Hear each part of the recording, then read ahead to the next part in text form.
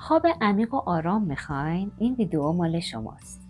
میخوایم راجع به اثرات خواب عمیق و آرام با هم صحبت بکنیم و روش هایی رو که میتونیم انجام بدیم تا خواب بهتری داشته باشیم رو با هم مرور کنیم و بعد چند تا تمرین خوب برای پیش از خواب با هم دیگه انجام بدیم. یکی از بهترین راه‌ها برای اینکه بتونید خواب بهتری داشته باشید اینه که برنامه خوابتون رو حداقل تنظیم بکنید. یعنی سعی کنید که زمان به خواب رفتن و از خواب بیدار شدنتون مشخص باشه. توی 1 ساعت مشخص به خواب برید هر شب و توی 1 ساعت مشخص هم از خواب بیدار بشید تا اینکه کم کم خواب شما تنظیم بشه. مورد بعدی که خیلی مهمه محیط خواب شما هستش. اون اتاقی که توش میخواین بخوابید هم دمای مناسبی باید داشته باشه، نه سرد باشه خیلی، نه گرم باشه خیلی زیاد، و اینکه حتما تاریک باشه، نور نباشه. بعضیا مثلا میان چراغ خواب میذارن، خوب نیستش. بعد کاملا دما و نور رو تنظیم بکنید که راحت بتونید به خواب برید. مورد بعدی که متاسفانه خیلی همون رعایت نمی‌کنیم اینه که از وسایل الکترونیکی مثلا موبایل، تبلت، حتی المقدور تا 1 ساعت قبل از خوابمون دیگه استفاده نکنیم. بعضیا تا دم خوابیدن دارن پیاماشون رو چک میکنن و از اینجور کارها که این باعث میشه که ترشح ملاتونین که باعث خواب آرام و عمیق شما میشه کاهش پیدا بکنه. پس 1 ساعت قبل از خوابتون حتی المقدور دیگه وسایل الکترونیکی رو کنار بگذارید. کار دیگه ای که قرار ما امروز هم انجام بدیم اینه که یه سری کارها، یک سری روتین مثلا تمرینات آرام بخش یوگا، مثل مدیتیشن یا کتاب خوندن یا گوش دادن به موسیقی ملایم رو تجربه کنید. بهتون کمک میکنه که خواب بهتری رو داشته باشید. مورد بعدی که اون هم بسیار مهم هستش اینه که مصرف کافئین و نیکوتین رو توی ساعات پایانی قبل از خوابتون کاملا حذف بکنید. پس بنابراین مثلا قهوه، چای، سیگار، اینها رو موکول کنید اگرم خیلی اهلش هستید به تایم صبح که دیگه بیدار میشید.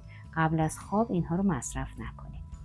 مورد بعدی اینه که وعده شامتون رو با فاصله زیاد از خوابتون مصرف کنید که در واقع فرصت هضم رو بدید به اون غذایی که مصرف میکنید، ضمن اینکه وعده شامتون رو سبکتر انتخاب کنید و حتی المقدور ادویجات تند نداشته باشه. مورد بعدی که خیلی مهمه و خیلی ها رعایت نمیکنن اینه که در طول روز نخوابید. یعنی اینکه خواب رو موکول کنید به زمان شب. بنابراین استراحت نیم روزم اگر میخواین داشته باشید در حد چرت زدن باشه.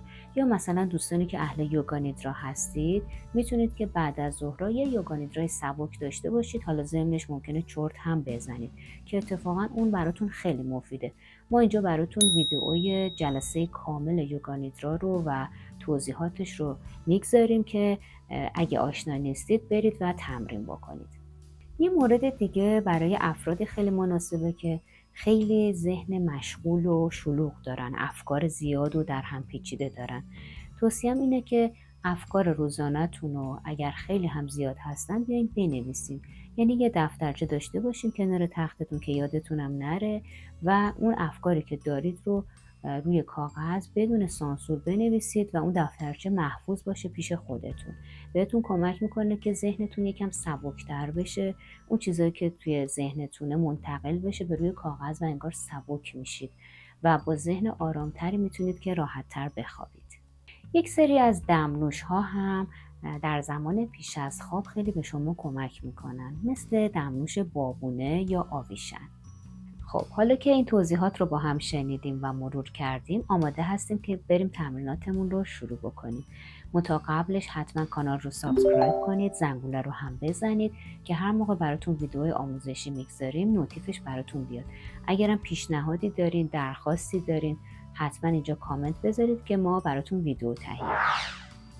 اول میخوایم یکم روی مچ پا و کف پامون کار کنیم، چون به هر حال این تمرینات رو قرار قبل از خواب شبانه انجام بدیم. پس احتمالاً در طول روز فعالیت داشتیم، پامون تو کفش بوده، ممکنه خسته شده باشه، انگشتان پا، کف پا.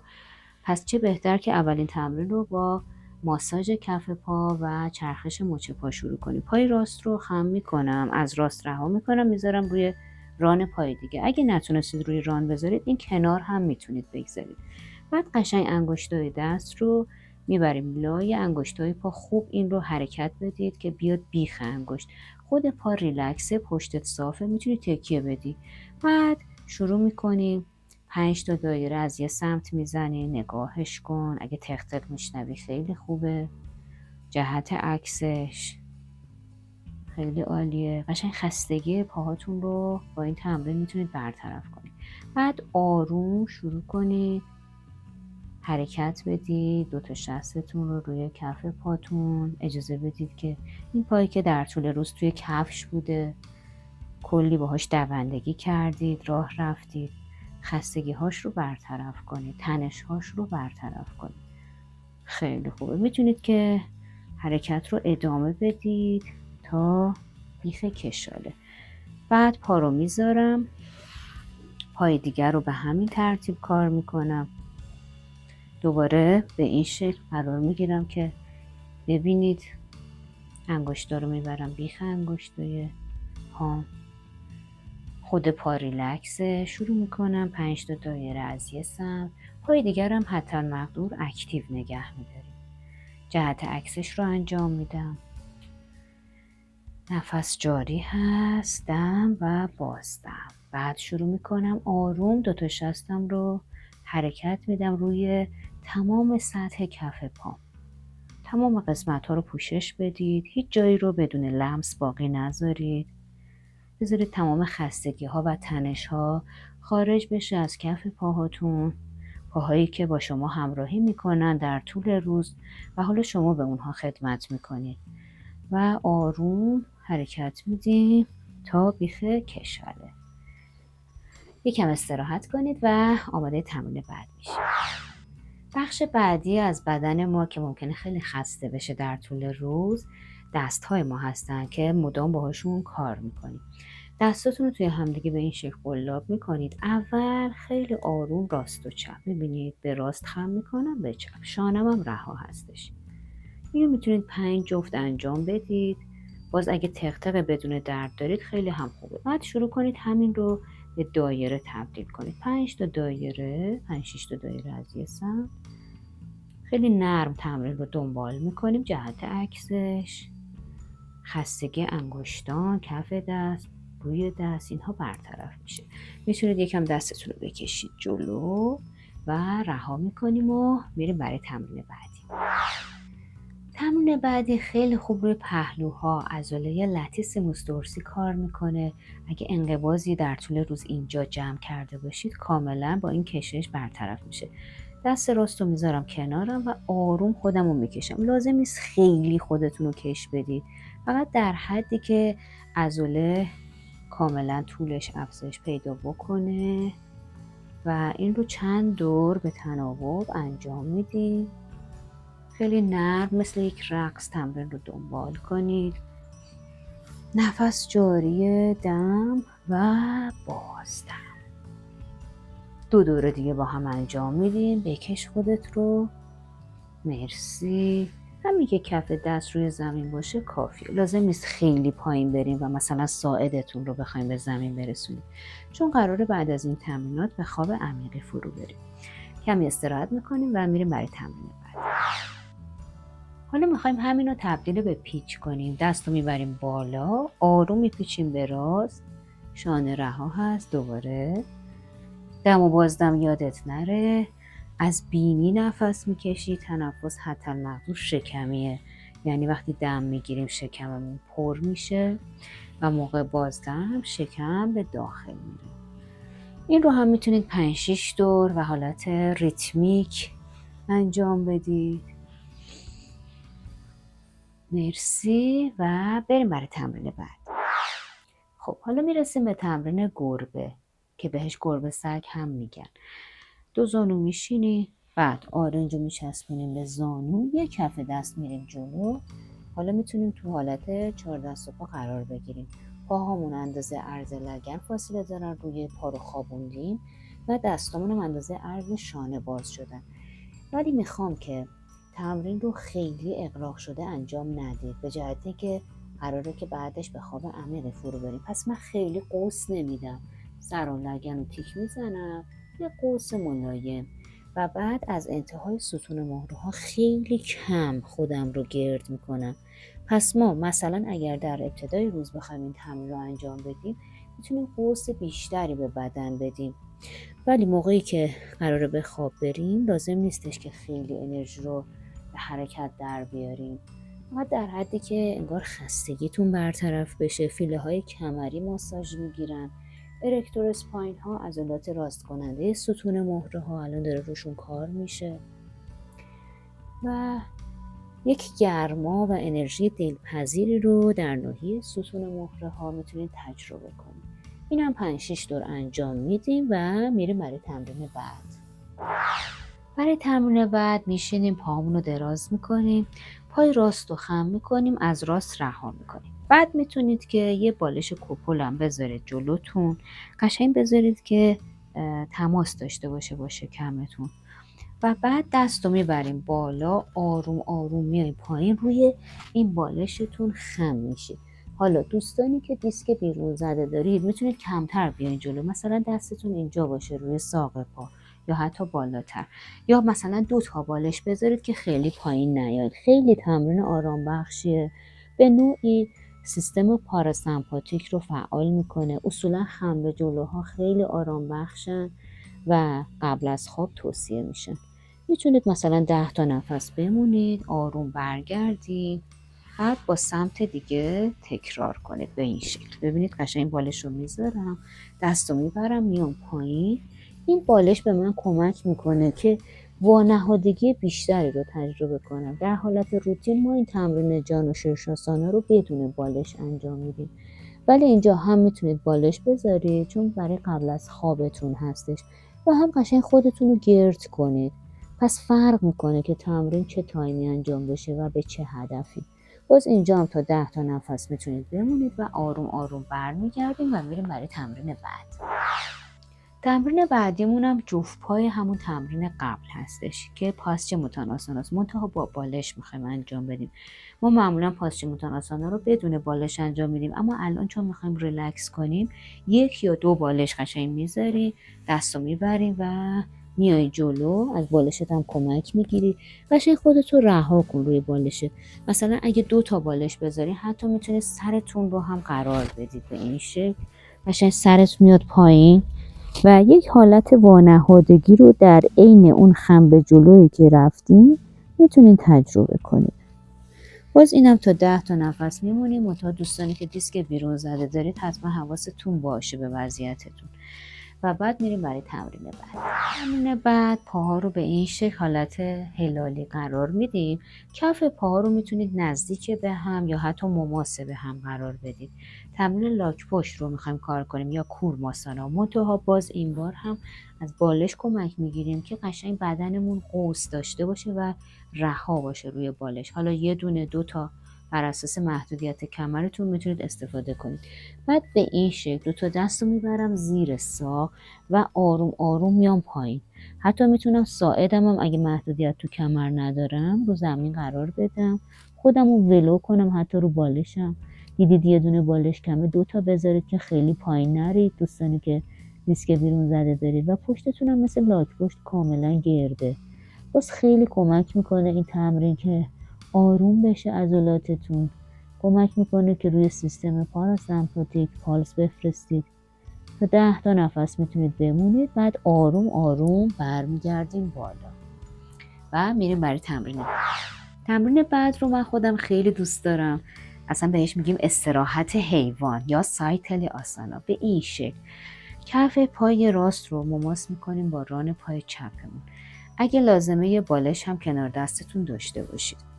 سینه رو میچرخونیم به طرف زانوی راستمون، بعد آروم آروم حالا یا روی بالش میای پایین، میتونی بالش رو اصلا جلوت بذاری، یا اگر که محدودیتی نداری کامل پیشونی رو زمین قرار بدید. من رو بالش قرار دادم. تا 10 تا نفس شکمی میتونید تو این وضعیت بمونید. پس تنفستون حتما شکمی باشه، یعنی با دم شکمتون رو پر میکنید، با بازدم شکم میره به داخل. خود تنفس شکمی جزو تنفس‌های آرام بخشه. پس قبل از خواب توصیه میشه که با این تمرین داریم تنفس شکمی رو هم تجربه میکنیم. شانه هاتون رو کاملا رها کنید. 10 تا نفستون که تموم شد قرینش رو هم باید انجام بدیم. آروم آروم میایم بالا. بعد به این شکل جای پا رو عوض میکنم. میبینید کف پای چپ من مماس میشه با ران پای راستم و سینه میچرخه به طرف زانوی چپ. حالا آروم آروم یا کامل پیشونی رو زمین قرار میدی یا روی وسیله، هر کدوم براتون راحت تره. شانه رها باشه، تنفس شکمی باشه. تا 10 نفس شکمی میتونید بمونید. با دم شکم رو پر میکنید، با بازدم شکم میره داخل. دم و بازدم از بینی انجام میشه. آرام، عمیق، رها. شمارش ذهنی داشته باشید روی نفس هاتون. 10 تا نفستون که تموم شد آروم آروم بلند میشیم، به وضعیت ابتدایی برمیگردیم و آماده تمرین بعد میشیم. خب بریم سراغ خرگوش خفته یا شاشانگاسانا. 2 زانو میشینیم، بعد یکم زانوها رو میتونید از هم باز کنید. یه بالش کوپل یا حتی 2 تا بالش میتونید بذارید. بعد آروم آروم روی این بالشتون قرار میگیرید و قشنگ میخوام که شانه رو رها کنید، بدن رو بسپارید. این بالش میتونه زیر پیشانی باشه یا میتونه زیر شکم شما حتی باشه، یعنی میتونید 2-3 تا بالش استفاده کنید. خیلی بهتون کمک میکنه که بدنتون استراحت کنه. مجددا تنفستون شکمی باشه. چون پاها رو از هم باز کردیم، اون دوستانی هم که حالا اضافه وزن دارن، مثلا شکم بزرگ، ران بزرگی دارن، وقتی که پا باز باشه فضا داره شکم شما و دیگه اذیت نمیشید. پس میتونید با هر وزنی این تمرین رو انجام بدید. تا 10 نفس میتونید بمونید. بعد آروم آروم برمیگردیم و میریم برای تمرین بعد. یک سری تمرینی که خیلی کمک میکنه به خواب عمیق و آرام شما، تمرینات گردن هستش که الان میخوایم یکیش رو با هم دیگه تجربه کنیم. همونجور که نشستید و شانتون رها هست، آروم گوش راستتون رو به شانه راستتون نزدیک میکنید. خیلی آهسته. دوستانی که مینیر دارید یا سرگیجه وضعیتی دارید، خیلی آرام حرکت رو انجام بدید. اصولا تمرین گردن رو باید آهسته انجام بدید. حالا اگر که این وضعیت پایه رو دارید، سرگیجه دارید، که باید خیلی آرومتر انجام بدید. تا 5 دور با هم دیگه با آرامش تمرین رو دنبال میکنیم. پس تمرینات گردن رو به خاطر بسپارید. خیلی کمک میکنه به آرامش ذهن شما. خواب عمیق‌تری رو میتونید تجربه کنید. بسیار عالی. بریم برای تمرین بعد. برای این تمرین اول این قسمت چانه رو کمی به داخل میکشید، انگار مثلا میخواید باد بندازید تو گلوتون. بعد آروم یه قوس میدید به راست. این برای اونایی هم که مشکل آرتروز گردن دارن خوبه، پس میتونید انجام بدید. حالا یه قوس به چپ. این رو هم 5 دور میتونید انجام بدید. اینجا هم براتون ویدیوهای مربوط به آرتروز گردن رو میگذاریم که اگه دوست داشتید جداگانه تمرین بکنید. چشماتون حتی المقدور باز باشه، چون وقتی که این تمرین رو انجام میدید انرژی اودانا، یعنی انرژی سر و گردن، سیال میشه و ممکنه حالت سرگیجه یا تهوع رو با خودش ایجاد کنه، که اگه این حالت رو داشتید تمرینتون که تموم شد با چشم باز و نگاه کردن به یه نقطه ثابت استراحت کنید. در غیر این صورت میتونید چشم رو ببندید. بریم برای تمرین بعد.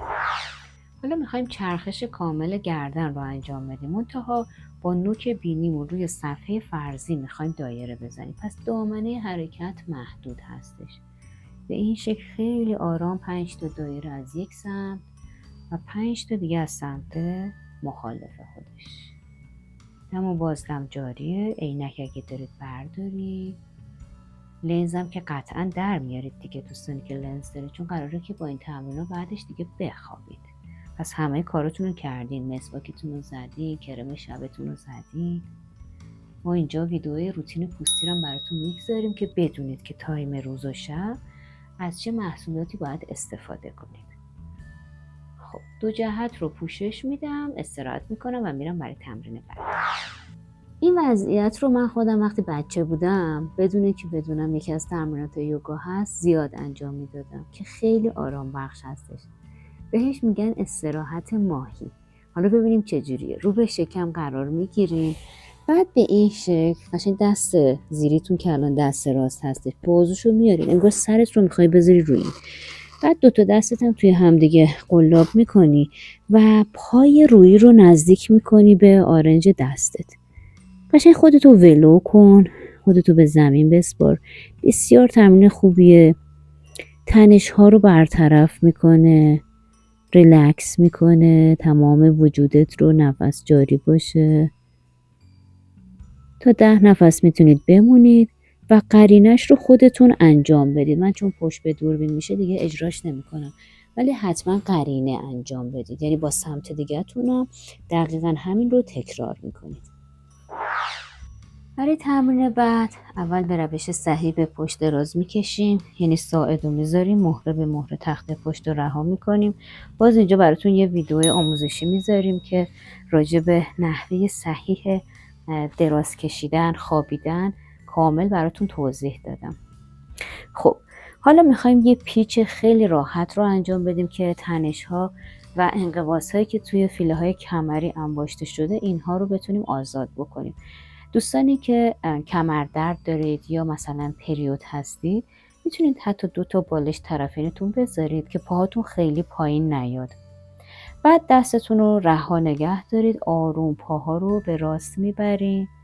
حالا 2 تا دستتون بیاد رو فضای شکم، چشما رو ببندید. پس پیچمون پیچ کاملی نیست که سر رو بچرخونی جهت مخالف، صورتت رو به سقف میمونه، تنفس شکمی انجام میدی. چشما رو ببند. با دم شکمت پر میشه، با بازدم رها میکنی. 4-5 تا نفس میمونی آرام و عمیق. با هر بازدم پاها رهاتر. پس بنابراین ما فقط 1 راند انجام میدیم این پیچ رو، ولی مکس داریم. حتی اگه دوست دارید میتونید تا 10 نفس بمونید. بعد آروم میایم وسط و سمت دیگه. پاها میره به چپ، دست روی فضای شکمه. قشنگ با دم شکمتو پر کن، گنبدی شکل. با بازدم شکم میره داخل، دم و بازدم از بینی هستش. حداقل 4-5 تا نفس بمونید. کتفاتون کاملا رها. نفس عمیق و آرام. و برمیگردیم و آماده تمرین بعدی میشیم. برای تمرین بعد پاهاتون رو کامل میارید روی شکمتون، یه ذره جابجا بکنید که اون قسمت گودی کمرتون رو زمین قرار بگیره. دستتون رو میذارید سر زانوتون. پاهای شما الان انگار حس نداره، حرکتش نمیدید خودش رو، بلکه با دستتون این رو هدایت میکنید. 5 تا دایره از یه سمت بزنید. میبینید که چقدر خوب فیله های کمری و الکترواسپاین ها که در واقع عضلات راست کننده ستون مهره هستن الان دارن ماساژ میگیرن. تا 10 تا هم میتونید انجام بدید. و سمت دیگه باز دوستانی که زانو دردی هستین میتونید دستتون رو زیر ساق بذارید که زاویه زانوتون بازتر باشه. خیلی رها و آسوده تمرین رو انجام بدید، نرم. 2 جهت رو مساوی انجام میدیم و میریم برای تمرین بعدی. تمرین بعدی کانداراسانا هستش. منتها نمیخوام از تمام ظرفیت خودتون استفاده کنید، یعنی خیلی لگن رو بلند نکنید، در حدی که کمی جدا بشه از روی زمین کافی هستش. پاهاتون یا چسبیده به هم باشه یا کمی فاصله داشته باشه. پاشنه رو در حد توان زانو به لگن نزدیک میکنیم. حالا دست‌ها و پاها رو به زمین فشرده میکنیم، لگن رو کمی جدا میکنیم و مکسی هم نداریم، یعنی فوری برمیگردونیم. همینو ازتون میخوام. میتونید تا 10 دور خیلی نرم و آرام انجام بدید. وقتی دارید برمیگردونید بدن رو، از بالا به پایین ستون مهره ها رو قرار میدید. یه ماساژ خوب دارید میدید همچنان به عضلات کمرتون و ایرکتور اسپاین ها. پس تا 10 دور میتونید این رو خیلی نرم انجام بدید و بعد میریم برای تمرین بعد. خب برای این تمرین جفت پاها رو میاریم روی شکم. حالا اگه زانو درد دارین دستتون زیر ساق و اگه ندارید روی ساق قلاب میشه. پنجه پا رو نگاه کنید کاملا رها و ریلکس هستش و میمونیم تو این وضعیت. نفس جاری باشه، میتونید تنفس شکمی داشته باشید، با دم شکم رو پر کنید. با بازدم شکم به داخل میره، بدن کاملا وانهاده میشه. عجله نکنید، با آرامش تمرین رو دنبال کنید. با هر بازدم کتفاتون رو هم رهاتر کنید. تا 10 نفس میتونید تو این وضعیت بمونید و میریم برای تمرین بعد. حالا میخوایم با همون وضعیت شروع کنیم به گهواره زدن. حالا میزان حرکت شما بستگی به شرایط بدن خودتون داره. یعنی مثلا دوستانی که سرگیجه دارید میتونید که دامنه حرکتتون رو محدودتر انتخاب کنید. به راست و چپ غلط میزنید، ضربه نزنید، خیلی نرم. قاعدتا روی تختتون دارین تمرین رو انجام میدین چون میخواین دیگه بعدش بخوابید. پس بنابراین سطح زیر تنتون هم نرم هستش. اینم چند دور انجام بدید و بعد دیگه آماده شاواسانا میشیم. حالا آماده تمرین پایانی هستیم که خیلی بهتون کمک میکنه خواب عمیقی رو تجربه کنید. حتی ممکنه وسط تمرین به خواب برید. توصیه میکنم که یه بالش برای زیر رانتون استفاده کنید. کلا در خواب شبانه خوبه که از یه بالش برای زیر ران استفاده کنید که قشنگ گودی کمرتون روی زمین قرار بگیره و بالش زیر سرتون هم که سر جای خودش هست. دستاتون کنار بدن، کف دستا رو به سقف، پنجه پاها رها به طرفین. چشم و دهان رو آرام ببندید، بدن رو کاملا پخش کنید. مثل یک قالب کره که در حال ذوب شدن هست، انگار بدن شما ذوب میشه، انگار پخش میشه، پهن میشه، وانهاده میشه. حالا توجه رو ببرید به تنفستون. از دم و بازدم هاتون آگاه باشید. از ورود دم به حفره های بینی و خروج بازدم از حفره های بینی آگاه باشید. با هر بازدم بدن رو کاملا رهاتر کنید. انگار بدنتون تو دل زمین داره فرو میره.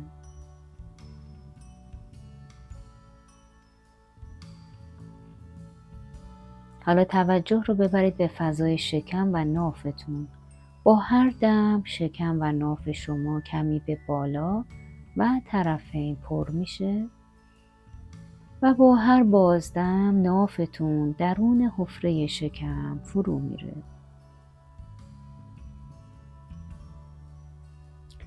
به همین ترتیب به تکنیک تنفس شکمی ادامه بدید و همزمان نفسها رو ذهناً و برعکس بشمارید.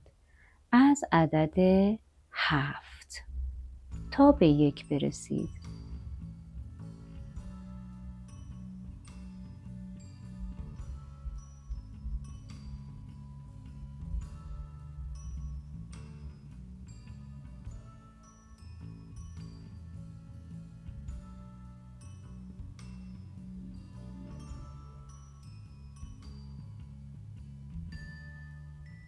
و حالا آماده یک خواب عمیق و دلنشین هستیم. 2 تا ویدیو هم براتون میذاریم. یکیش مدیتیشن قبل از خواب هستش برای خواب بهتر و یکیش هم تمرینات ضد اضطراب و استرس. شب بخیر.